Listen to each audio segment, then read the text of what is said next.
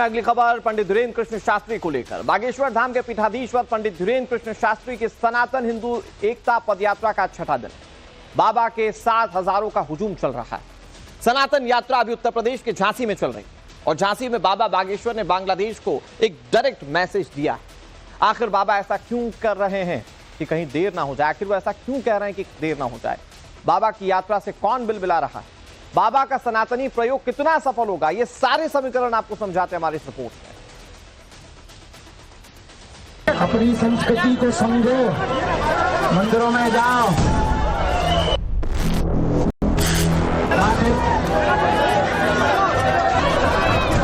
ये किसी ने मोबाइल फेंक के मारा है हमको, मोबाइल हमें मिल गया है। अपनी संस्कृति को समझो। बीच यात्रा में क्या बाबा बागेश्वर पर हमला हुआ? बाबा के गाल पर लगा मोबाइल, ये गलती से हुआ या किसी ने जानबूझकर बाबा को मारा? ये वीडियो ट्रेंड कर रहा है। बड़ा सवाल है, बाबा बागेश्वर पर मोबाइल फोन किसने फेंका? मारा है हमको। क्या सुरक्षा में चूक हुई या फिर भूलवश हुआ? चलो। दरअसल हुआ ये कि सनातन हिंदू एकता पदयात्रा लेकर निकले बागेश्वर धाम के पीठाधीश्वर पंडित धीरेन्द्र शास्त्री पर यूपी के झांसी में किसी ने फूलों के साथ मोबाइल फेंक दिया। बाबा के गाल पर मोबाइल के लगने के बाद सनसनी मच गई। बाबा पर हमले की थ्योरी गढ़ी जाने लगी, लेकिन कुछ ही देर बाद बाबा बागेश्वर ने क्रिस्टल क्लियर कर दिया। बाबा ने साफ कर दिया कि उन पर कोई हमला नहीं हुआ है। किसी श्रद्धालु का मोबाइल फूल के साथ आ गया। मोबाइल फूल के साथ में किसी ने भेजा तो फेंका, फूल फेंके होंगे तो मोबाइल भी फेंका। यहाँ लगा था, वापस कर दिया। साधारण सा था, फूल की जैसी ही उसकी चोटी किसी श्रद्धालु के से हुआ, वो गलती से हुआ है उससे, वो जानबूझकर उसने नहीं किया। वो भी श्रद्धालु है, वो भी परिवार का सदस्य है और यहाँ सब आध्यात्मिक लोग जा रहे हैं। बाकी धर्म विरोधियों के लिए कुछ कहना नहीं है। छठवें दिन बाबा की यात्रा यूपी के झांसी से गुजर रही थी।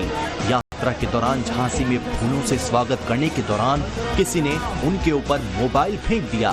इससे उनके चेहरे पर चोट आई, लेकिन बाबा बागेश्वर ने साफ कर दिया कि ये भूलवश हुआ है।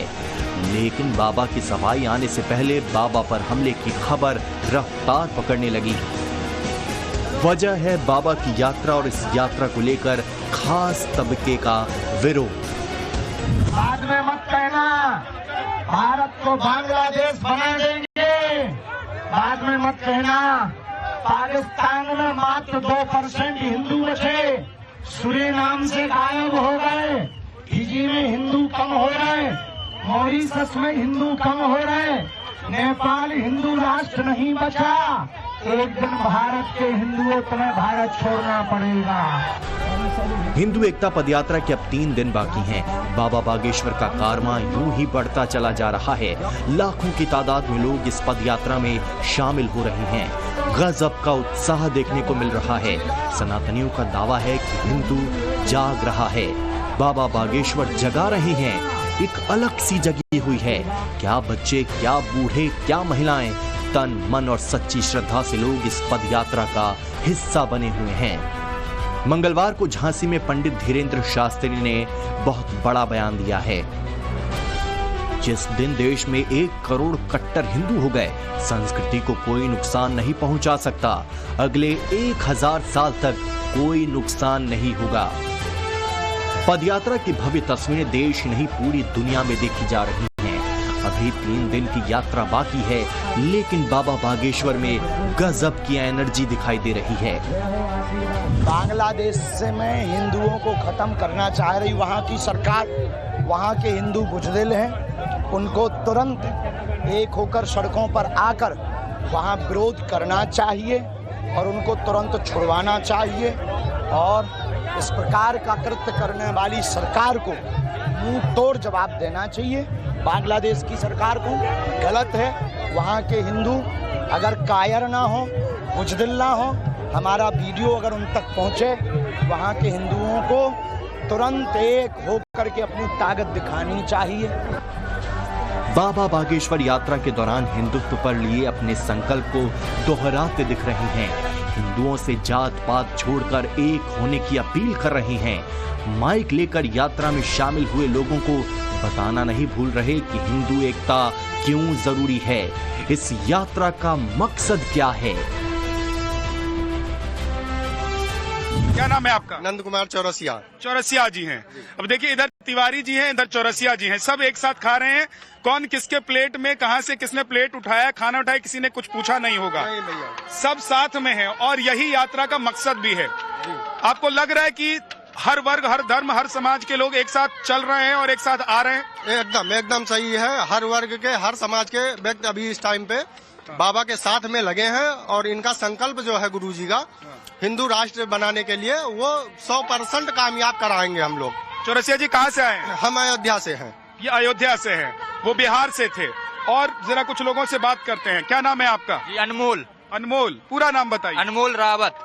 अनमोल रावत जी हैं, यानी कि आप उत्तराखंड से होंगे? नहीं, हम यहीं से हैं, महाराज जी के बागेश्वर धाम से। बागेश्वर धाम से ही। अच्छा, तो आपको लगा यहाँ पर कहीं की कोई जात पात धर्म? नहीं, ऐसा कोई भी भेदभाव नहीं किया जा रहा है, सभी को एक ही समान देखा जा रहा है, एक ही प्रेम स्वभाव से देखा तो जा रहा है जी। लेकिन सब एक साथ चल रहे हैं, सब जात पात भूलकर हिंदू राष्ट्र या बाबा का जो आदेश है कि भाई जात पात को दूर भगाओ, उसमें दिखाई दे रहे हैं सब? जी नहीं, बिल्कुल सभी लोग साथ में हैं, कोई भी भेदभाव नहीं है, एकदम बिल्कुल सभी लोग एक साथ हैं अभी। बाबा बागेश्वर की इस यात्रा का मकसद हिंदुओं को एकजुट करना है।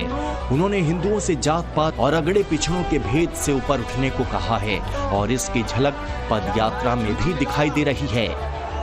ये व्यक्ति देख नहीं सकता है लेकिन यात्रा में शामिल है और पहले दिन से शामिल है। मुश्किल नहीं हो रहा है इस यात्रा में? नहीं, कहाँ तक जाओगे? हम मोर्चा रामराजा सरकार तक जाएंगे। क्यों आए हो? हम पदयात्रा भारत हिंदू राष्ट्र बनाएंगे।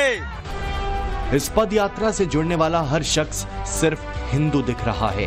यात्रा में न जात पात है न छुआछूत। सनातन का झंडा लेकर सभी लोग सिर्फ हिंदुत्व के लिए पहुंच रहे हैं। झूमते नाचते हुए, उत्साह ऐसा जैसे कोई उत्सव हो रहा हो, कोई त्योहार मनाने के लिए लोग जुटे हों। ढोल नगाड़ों की थाप पर लोग झूमते हुए यात्रा में शामिल हो रही हैं, तो महिलाएं और छोटी छोटी बच्चियां कलश लेकर यात्रा की स्वागत करती दिख रही हैं। हिंदू जोड़ो पद यात्रा का इतना उत्साह कि यात्रा को देखने के लिए घंटों पहले से छतों पर लोगों की भीड़ जुट रही है। बताइए कि हिंदुओं को जगाना मुश्किल है कि आसान है? मुश्किल तो है, पर महाराज जी ने जो कदम लिया है वो बहुत अच्छा है। उससे आसानी ज्यादा बढ़ गई है। अब हिंदू एकजुट होने के लिए विचार करने लगे हैं। कि हिंदू एक होने पर विचार कर रहे हैं? बिल्कुल। जात पात से अलग हो जाएंगे, उठ जाएंगे? बिल्कुल बिल्कुल। जात पात की कोई भावना नहीं रहेगी? नहीं, बिल्कुल नहीं रहेगी। आपको क्या लग रहा है? टाइम लगेगा, धीरे धीरे होगा। अगर ऐसे ही साधु महात्मा लोगों को जागृत करते रहें तो आगे उम्मीद है कि माहौल बदलेगा। जी, क्या बोल रहे हैं? महासौरे भाव बागेश्वर पद यात्रा धाम महासौरे भाव देश विदेशन में हो गौ है ना, देश विदेश में हो गौ है ना। 9 दिन की पद यात्रा में टाइम्स नाउ नवभारत की टीम भी बाबा बागेश्वर के साथ पैदल चल रही है। इस यात्रा के हर रंग को हम अपने दर्शकों तक पहुंचाने की कोशिश कर रहे हैं। यहाँ तक कि जो इस यात्रा को हिंदू मुसलमान वाला रंग देने की कोशिश कर रहे थे, उन्हें मध्य प्रदेश में छतरपुर के मुस्लिम समाज ने ही आईना दिखा दिया।